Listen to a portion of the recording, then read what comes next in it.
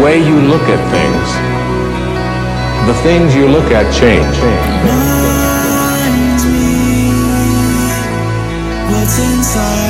What exists, reality itself, is gorgeous. It is the plenum, the fullness of total joy. The universe is a celebration. It's a fireworks show to celebrate that existence is. Wowee. For those of us seeking a life of meaning and purpose, capturing fulfillment in every moment of now, seeking the truths of our reality so we can live this life to its fullest. This is the Live This Life podcast. And I'm your host, Hugh Cummings. I'm here to inspire you to ask yourself the question every day. Are you living? Or are you killing time?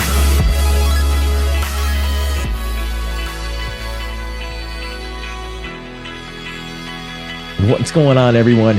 Welcome back to another episode. And today we are going to jump into another couple chapters of the transformative book, Oneness. Now, if you're not familiar with this book, you can either head back to one of the previous episodes and give a listen. We've been reading these chapters from this book intermittently since episode 116. You can also jump right into this episode today and not be lost. This happens to be one of those books where the chapters are basically mini lessons in and of themselves. So you can pretty much go anywhere within this book, jump into a chapter, and it will make sense. And all the stuff on this in this book is extremely transformative, high vibe, whatever you want to say. But the general story of this book is the author Rasha made contact with a consciousness calling itself Oneness, and she had a dialogue with that consciousness over the course of a few years, and basically learned a ton of stuff through this dialogue, and all of the information and the lessons that came through were just profound stuff. And this book came into my awareness pretty much at a divine timing where I needed some spiritual guidance. And the modern Bible had kind of crumbled for me when I learned about all the alterations of it and how many books, like 45 books were taken out of it.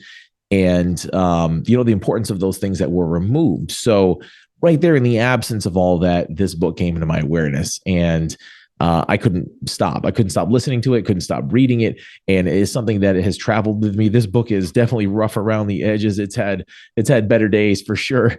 But the physical book here has had some better days. It's gone on vacation with me, and it goes pretty much everywhere all the time. And I'm honored to bring this to everybody on the show. A huge thanks again to Rasha, the author, for the opportunity to read this on the show. And I'll ask you guys to pay it back to her by heading to her website. It is called Oneness Website. That's ONESSWEBSITE.com, where she has this book specially priced. She has them both new and nearly new. So head to onenesswebsite.com to get your physical copy of this book. I'm also going to be announcing on the next reading a special little contest, something to that effect, where you might be able to get your hands on a book with a little bit of swag from the podcast as well. So keep an ear open for that one and listen to the future readings on the book. So basically where we left off on, we basically read chapters 1 and 2. These chapters, some are somewhat short and some of them are pretty lengthy. 1 and 2 happen to be kind of short, so I read them in one episode, and we're going to do the same thing today with 3 and 4.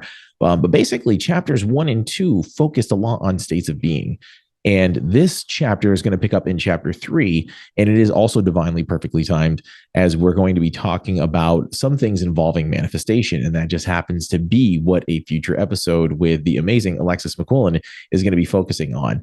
But in this episode, it talks a lot about how your energy and what you emit to the world basically is a co-creator of the reality that you end up experiencing, and how your thoughts and your words are extremely powerful tools for manifestation. And definitely perfect timing on that conversation. And I'm very excited to dive into this book. Once again, I don't get much chance to read in my busy life. So the fact that I'm able to kill two birds with one stone and do an episode while reading this book at the same time has just been an absolute pleasure. So let's get it growing and dive into chapters 3 and 4 of Oneness. So chapter 3 starts off, and each chapter has a fairly lengthy title, This one happens to be your energy field as the co-creator of your circumstances, the power of your thoughts and words as tools of manifestation, and breaking the patterns that create unwanted outcomes. A vast interdimensional conversion in consciousness is presently transpiring throughout every level of creation. Awareness of your own involvement in this process marks the onset of shifts in life circumstances calculated to carry you to a level of consciousness that is unprecedented in your dimension. As you experience these shifts and the energies that carry you to ever higher levels of awareness, your attunement to the higher frequencies becomes stabilized, and the transition to an augmented perspective is achieved. By monitoring your responses and catching your logical mind as it attempts to censor your experience, you allow for the optimum state of heightened sensibilities in any given moment. Sensitivity to the subtle shifts in your own energies is your barometer to the levels of experience you are able to draw to you. Experiences that evoke what you might consider to be lower emotions are magnetized to you in part by your conditioned tendency to sustain the familiar diminished vibrational state, and it becomes a matter of choice as to whether or not you remain at those lower energy levels and thus attract experiences, energies, and consciousness that do not necessarily support your highest potential. You are fully responsible for your vibrational state of being in any given moment. It becomes abundantly clear when you're vibrationally balanced and heart-focused. Your life experiences reflect it. Likewise, it becomes obvious both from the standpoint of how you feel and by considering your circumstances when you're operating from the lower end of your own energy spectrum. It is not necessary to experience repeat performances of painful dramas simply because you've neglected to release the energy charge carried by those experiences. By expressing the emotions they're calculated to trigger, by numbing yourself to the crescendo of your emotional responses, you nullify the charge and invite a set of parallel circumstances to be drawn to you. The only way to end this vicious cycle of events is to become very clear about the connection between your vibrational state and the life dramas it creates for you to live out. Your energy field is both your doorway and your shield. The field you maintain around you can be vulnerable to interference by energies and consciousness that you might deem uninvited and undesirable. In so stating, we do not intend to imply judgment as to the merits of particular forms of consciousness, but to point out that drawing such forces into your energy field may not serve your best interests. Random negative thought patterns on your part help to open the door to thought forms and levels of consciousness that add a diminished charge to your energy equation and help to magnetize more of the same. It is a self-perpetuating cycle that can set spinning a downward spiral of circumstances and create an ongoing series of adverse situations. The key to halting and ultimately reversing such conditions lies in attaining and maintaining a state of conscious, heart-focused intent. When circumstances deliver you to a state of being that you recognize to be unbalanced, take the opportunity to step back for a moment. Withdraw your energies and cease conscious interaction with all that surrounds you, all that is external to the source of your own being, and allow your awareness to guide you to a place of stillness deep within. Become centered in the silence of that space and breathe deeply with conscious connectedness through your heart center. Detach your awareness from the circumstances that have engaged you and allow yourself to feel, in the sanctity of that stillness, the light energy of unconditional love as it fills you completely. Surrender to the sense of peace that washes over your entire being, filling you with a feeling of calm and serenity. And as you bask in the sanctity of that blessed state, allow your heart to memorize it. Know it is your natural state of beingness. Recognize it as a reference point, a gentle, loving reminder of who you really are, to which you can refer at will. This place within is one you carry with you at all times. It is a haven to which you are able to retreat whenever you choose. Making that choice in the face of adversity is a learned reaction that you are encouraged to adopt and to practice in response to life's dramas. Shifting your energy in this way serves to dispel the spiraling wave of diminished vibration, once magnetized to your field, can manifest as circumstances calculated to draw you ever deeper into a state of imbalance. Taking conscious command of the moment as it presents itself is the strongest possible response you can make, regardless of the nature of the circumstances. Know that you're in command of your situation at all times. You're able to choose to step back at will from the heat of the moment and to make the conscious choice to shift the energy to one emanating from the place of heart-centeredness. When you're coming from that place, your circumstances reflect it. In shifting the energy you project into any moment or situation, you consciously shift the outcome to one that will give you a more advantageous result. By embodying this training, your life becomes one directed by intention rather than the unconscious reflection of happenstance. For you do create all of it. Know that. There are no victims. Surely you've heard these words spoken. It is important to understand with absolute clarity the role you play in the creation of scenarios that would not be of your conscious choosing.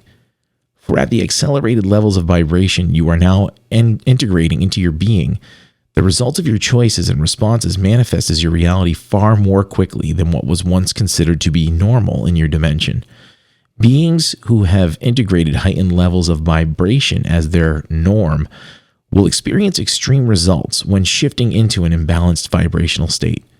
You can expect to experience the manifestation of, quote, worst case scenarios when entering any situation in a depleted, unbalanced state. It cannot be otherwise. In order to break a pattern of adverse circumstances, recognize that those types of situations are self-perpetuating. The diminished energy of adversity often invokes an emotional response that, in itself, adds a measure of diminished energy to the vibrational equation and magnetizes more of the same. The vibration of every thought pattern that passes through your consciousness carries an energy charge, particularly thought patterns that are materialized in the form of verbal communication. By releasing that energy charge in the form of speech, you set into motion an imprint that magnetizes to it circumstances of a corresponding vibration. That is what is meant by the expression, your thoughts create your reality, in the most simplistic sense. In order to break a cycle of manifestation of negative occurrences, it is important for you to be keenly aware of the vibration of all you communicate to others. Monitor your speech. Do not utter a negative sentiment about anything, regardless of whether or not you feel it is justified. Make a conscious effort that every word that passes your lips is uplifting to the listener. Closely monitor the way you respond to adverse circumstances and ensure that your response is not one calculated to produce for you more of the same. Speak only the most positive possible statements regarding any situation. Speak ill of no one, lest the energy be mirrored back upon you. Choose to partake or to pass, simply that. Gossip, complaining, or speech in the guise of asking for help you do not really require is a recipe for reprisal in the form of circumstances that would not be pleasing to you. Your speech is a powerful tool when carefully employed. It is a danger to you when used carelessly. Likewise, your thought patterns, even when not expressed verbally, carry an energy charge that sets in motion circumstances of corresponding vibration. When one is mistrustful, for example, one manifests the experiences of being deceived. When one is fearful, one manifests the experience of frightened situations. When one is anxious and feeling unworthy, one manifests the experience of the rejection of one's efforts. When one becomes the hunter, the hunted feel the predatory energy and flee. When one is obvious in what one wants from another, it is virtually guaranteed that the desired outcome will not be manifested. Dwell not upon what is lacking in your life, but regard those circumstances with gratitude. Understand that they pave the way for the shift in consciousness that would put you in a position to manifest precisely what you've come into this lifetime to do. A seemingly negative situation may well be the gateway to the precise shift in focus that will deliver you to the arena where you can do your life's work. It is crucial for all who consider yourselves to be spiritually focused in these times to cultivate a conscious awareness of your response to the dramas in which you find yourselves. and become aware of the time lag between an emotionally charged response and the next negatively charged occurrence, it will become painfully obvious that there is an indisputable connection between cause and effect, amplified by the accelerated vibrational frequencies now flooding your dimension. Those of you who have risen to the new heights of human vibrational experience have become extremely clear on the ever-widening gap between the accelerating energy levels all around you and the energies invoked by unconscious patterns of emotionally charged responses. As the vibration of the planet continues to accelerate and your dimension enters the realm of instantaneous manifestation, those who are vibrationally attuned to the pace of that acceleration will have widened the gap between themselves and the masses and amplified the magnitude of the energy charge expressed as their reality. It is for you who considers yourselves to be the forerunners or of the shift in consciousness that marks these times to be keenly aware of the ramifications of consciously accelerating your vibrational frequency. Monitor your responses such that you maintain a state of balance and heart-centeredness, for it is here in the heart-centered core of your being that the timeless connections with the multidimensional aspects of self will be manifest. And it is here that you will encounter the gateway to reunification with the oneness that you are. And that is chapter 3. And one thing I'll interject before beginning chapter 4. You hear a lot of these terms that can maybe tend to be out there, talking about what's in your dimension and, heightened levels of awareness that are here now. You have to remember that we're only aware of a certain amount of, dimensional existence. I've talked about it before, and it's a big thing in physics where, you have the first dimension, which is basically maybe thought, something that is just one dimensional. If you had something that was two dimensions, you'd have, something on a piece of paper. If it was a guy that was a stick figure, you'd have him on a piece of paper. He'd have length and width, but he'd have no depth or height.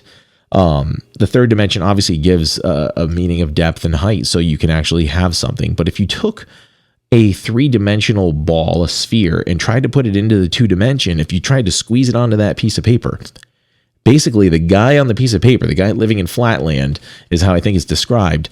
He would see basically as the edge of that ball touched the paper, the smallest part of that ball that touches, he'd see a dot. That was it. And as that ball would pass through, that dot would grow as the circumference of that sphere moved through his dimension. And then as it went through the midpoint and started to move out of it, it would start to shrink again. That's basically the only thing that he can comprehend is the dot growing and shrinking. It can't comprehend a sphere. You'd have to actually be in another dimension to comprehend it. And, they say that, third dimension, that is what we're living in, technically the fourth, because you have time added into length, width, height or depth, and then time, which creates movement. So if there are dimensions beyond us, which they say, I think there's something like 16 there's so many different theories of how many dimensions there are. If there was genuinely a consciousness that transcended dimensions altogether and could see all of them all at once, basically it would know that we have heightened levels of awareness in this particular dimension for whatever reason. Well, here, you got to consider the things we talked about in a previous episode way back. I want to say it was maybe season 1 of the 100th Monkey Experiment, where, basically a level of consciousness, it was basically a group of monkeys, and they reached a level of critical mass where their knowledge on this island that they were basically secluded to had spread to another island. If you're interested in that whole thing, I don't want to dive into it too deep and interrupt the book here, but dive into that. But basically, the thought patterns of this group spread to the rest, and they hit critical mass, and it just went to the entire species inexplicably. We are sort of there as human beings. An awakening process has begun. We always talk about the knowledge that was lost, the stuff that was taken out of the Bible, things like that are all knowledge that's now leaking out with the internet and mainstream and people doing, video content and podcasts like this. It's hard to hold things back anymore. So now as the awareness spreads through the human organism, the entire species, everybody starts to begin to wake up, and that creates a vibration in and of itself. Thought patterns, thought waves, brain waves are all vibrational patterns. So if there are more people on this same wavelength, it talks about people who would maybe consider themselves the front runners, the forerunners. Those people are the ones waking everybody else up and bringing them all up to speed. And basically that builds momentum, that gets the whole human organism on the same page, and it's hard to stop that train once it's going. And that's pretty much what that's talking about. When it starts talking about dimensional stuff, people get a little lost. But you have to consider the potentials that are out there in quantum physics, everything that they're discovering about the reality of our universe, that there's numerous dimensions. So, don't get lost in some of the stuff that it's woo-woo, because it definitely melds into physical, scientific proof of the way reality actually works. And this book fascinates me because it does it so many times. So, without further ado, let's start chapter 4. The title of this one is, long titles again, Bringing the Recurring Dream of This Lifetime to Completion, Learning to Recognize and to Decline the Invitation of Conflict, How the Collective Will has helped transcend the prophecies for these times.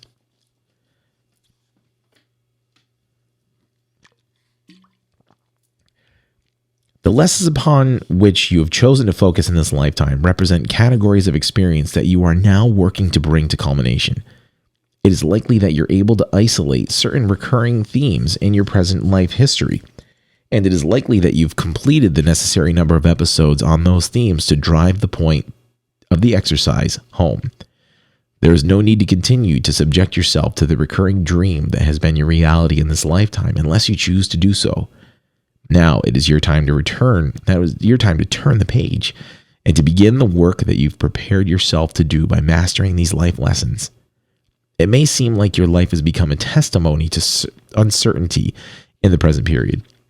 By virtue of the fact that you are reading these words and have been drawn to the energy of this communication, you are completing the course. Yet the sense of direction toward the next phase of your life continues to elude you. It should be fairly obvious in light of the dismantling of much of your life's structure that extensive preparation has been done. And there is a sense of waiting for someone or something to give you the go-ahead and tell you what's next. It is not necessary to try to second-guess the process, but merely to be present. Observe your situation, your whereabouts, your companions, your current focus, and the synchronistic events that have brought you to this moment. And it is likely that you can discern a sense of the direction in which those factors are combining to draw you toward a new life's focus. As you grow to trust the process, you'll be able to allow the future you are co-creating with other aspects of self to evolve in a natural way. If you're not yet at a point of absolute clarity about the nature of your participation in your life's work, it may be that all the information has not been yet presented. Be patient and loving with yourself in this time period. Allow yourself ample time for meditative practices that permit a focus on your energies in your heart center. For it is from that place of peace and harmony that the real work in these times will be drawn. You've been given a rare opportunity. You've been given a reprieve from the tedium of your life's script, and you've been given a glimpse of the overview of the dramas you've created. You have drawn certain conclusions, and you are in the process of integrating those understandings. Once you're at peace with all you've done thus far in this lifetime, you will be ready to let go of it. Only then will you be ready to embrace the state of beingness that transcends the sense of separation reinforced by those experiences. Only then will you be ready to step into a parallel track with others who have reached the same sense of completion in the same time frame. And you will begin to move forward in unison with those others toward the experience of oneness that is your birthright. By remaining focused in the present moment and resisting the temptation to jump ahead of yourself and plan for the future before it is ready to evolve, you will be in a position to make the highest choices. Trust that you have choreographed your journey perfectly so that you will arrive at your destination right on schedule. There you will reunite in a loving bond of oneness with the multidimensional facets of your own being that await your return to the sanctity of the whole. It is toward this blessed end that you strive in the present moment, whether you're aware of it or not. There is much that can be said about what is transpiring in your dimension, and the prognosis for a more positive outcome than had originally been anticipated is very good indeed. The addition of free will The addition of the free will factor of the collective consciousness to the equation has resulted in a shift in what might have been a cataclysmic period in the history of your planet. These events are not carved in stone, but are very much dependent upon the actions of humankind as a whole and the choices made by those in positions of leadership. It is entirely possible to transcend a prophesied series of events that once seemed so likely as to have been considered inevitable. There is no event that is so inevitable as to be resistant to the focused intent of the beings present. Efforts to orchestrate a common focus on a given concept in unison with vast numbers of beings have a profound effect on an outcome that may have been predicted. Humankind has succeeded in altering that outcome and has manifested in its stead a radically modified version of what had once been foreseen. The real work has now begun. The collective consciousness of those incarnate in your dimension has exercised the power of its will and has manifested an unprecedented result. The harnessing of this power is the opportunity being presented in this time frame. In so doing, it will begin to become obvious to many of you that you are indeed creating your reality. As this adds the power of personal intent to the collective, the sum totality moves that much closer to the point at which a measurable result may be manifest. And an obvious correlation will emerge between implementation of the collective will and the modification of anticipated events.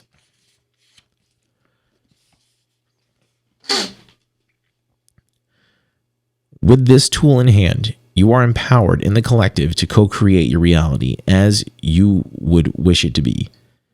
Once you know that you're not living in the mercy of events beyond your control, but are indeed drawing the blueprint for those events with your thoughts, attitudes, and presumptions, you'll begin to take very seriously the responsibility each of you has for your part as the co-author of the movie you call life. You will awaken to the realization that you are responsible through your actions and choices for setting the stage for parallel efforts on the part of those within your sphere of influence. You will begin to understand that the magnitude of the difference you are able to make is in direct proportion to the degree to which you are able to live your word. And you will teach what you know by practicing what you know. Your word can become a powerful tool through which you are able to cultivate awareness in others who are magnetized to your energy. Yet the word alone is but an outline for concepts that root and blossom as deeds. The choices you make in every moment exert their influence vibrationally and by example on all whose lives you touch. And as each touches and is touched in return by the actions of the collective, a harmony of intent begins to resonate. When that intent is heart-centered, it is indeed possible to alter the course of what you would consider to be destiny. Recognizing your power to create your reality is your key to turning the page and beginning a new chapter in your own life story. Having released the ties that once bound you to a repetitive pattern of experience, you've emerged with a fresh perspective and a new sense of self-definition. And you have come to understand the potential in sculpting that identity as you would like it to be.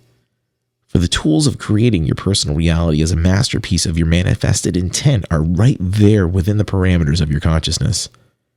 The opportunity for you now is to breathe life into the blessed creation of self through heart-centered focus. Then to stand back and allow that identity the scope of full expression without the influence of past beliefs, feelings of limitation, or any of the dogmas you've accumulated in your travels. There is no place in the transcendent consciousness for any of the baggage you may still be carrying.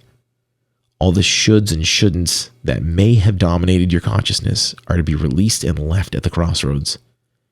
The path before you now requires a lightness of spirit that allows for ample freedom of motion. One must be able to respond to the opportunities presented without reservation, from a place of heartfelt recognition of the direction of choice. One needs to be able to move forward unbound by considerations that would limit what is possible in difference to priorities that no longer resonate with one's highest good. And one must bestow upon oneself the latitude to distinguish with honesty between what does and what does not serve that end. The final phase in lightening the load is the task at hand. Much if not most, of the work has been done. You may have come to this moment in time having surmounted so many of the hurdles that were thrown in your path. Now what remains to be cleared are remnants of learned responses, which would have you stumble out of habit over brambles that are clearly in view. Recognize when you encounter one and observe the response those situations trigger within you. Consider before releasing a conditioned response whether it is possible for you to sidestep the situation entirely and decline the invitation of yet another drama. Your objective now is moving forward. Anything that does not support that momentum is a situation you have the opportunity to transcend by exercising the power of choice. Once you have transcended your inclination to stage repeat performances of the dramas that have dominated your life, you're able to move forward to the next phase of your participation in the work at hand. Ideally, the choices you encounter from this point forth represents opportunities to translate discord into harmony. They are opportunities to transcend the need to be right on particular issues, indifference to the possibility of emerging with a sense of completion. They are opportunities to respond in ways that shift the dynamics of the interaction and allow all parties concerned to walk away without carrying the energy charge that would invite a repetition. You will observe that you are now able to just, quote, let it go, where you once felt compelled to engage in battle. And you will begin to see the process of transcending ego in action. When you're able to recognize conditioned responses that are rooted in the need to win a given encounter, you take the first step toward transcending the sense of separation with which you have been equipped. Separation was considered to be a necessary survival mechanism in times where violent confrontations were the order of the day. These times are about to change that pattern. These times are about shifting that energy. These times are focused on recognizing the opportunities for reinforcing separation in action and choosing to disengage. The objective in this phase of your development is not to win or be right, but rather to recognize that the choices that are implemented are the ones that determine what the next set of choices are going to be. Winning, losing, begrudging, compromise are recipes for repetition of the same script, albeit perhaps with a different cast of characters. For all are outcomes that would manifest vibrationally a sense of separation for all concerned. Your objective now is to recognize all encounters as the opportunities for achieving a harmony that they truly are. By presenting your own perspective without attachment to outcome, you allow for the manifestation of the optimum outcome for all concerned. The key word here is allow. By planting the seed of your intent, your will, by presenting your viewpoint without the need to force it into fruition, you best serve your own interests as well as those of others with whom you are engaged. Once that seed is released energetically, it has the opportunity to draw to it the circumstances that best address the interests of the collective will, which strives towards the manifestation of the experience of oneness.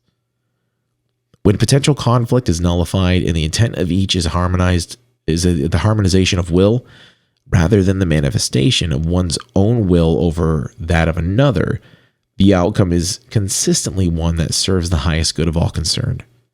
It may take a bit of practice before you become accustomed to recognizing the point of the exercise inherent in each life drama that now presents itself to you. But once you become attuned to the resonance of harmony, that vibration will permeate all you do. You will find that your life experiences flow with ease, one to the next, as examples to you and to all you encounter as the manifestation of harmony in your reality. You will find that you are less concerned with triumphing over adversity than maintaining equilibrium. For in the attainment of balance, you are in the best position energetically to create circumstances that reflect your highest intent.